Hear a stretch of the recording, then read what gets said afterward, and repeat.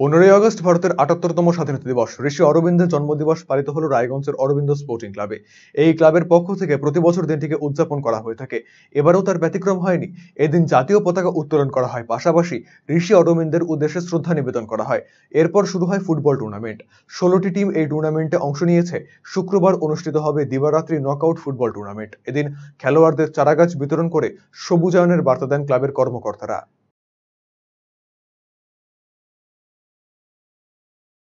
আমাদের প্রতি বছরই 15ই আগস্ট ঋষি অরবিন্দ জন্মদিবস এবং ভারতের স্বাধীনতা দিবস উদযাপন হয়ে থাকে আমাদের এখানে। এবং আমাদের প্রতি বছরই না, এবছরও 16টি টিমের খেলা উদ্বোধন হবে আমাদের এই মাঠে।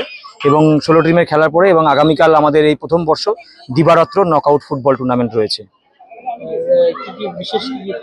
বিশেষ কি থাকছে বলতে, আমাদের আজকে যেমন জুনিয়রদের প্রথম উদ্বোধনে জুনিয়রদের একটি খেলা থাকছে, 6টি টিমের খেলা হবে। এবং তারপরে কালকে এই দিবারাত্র নকআউট ফুটবল টুর্নামেন্ট থাকছে।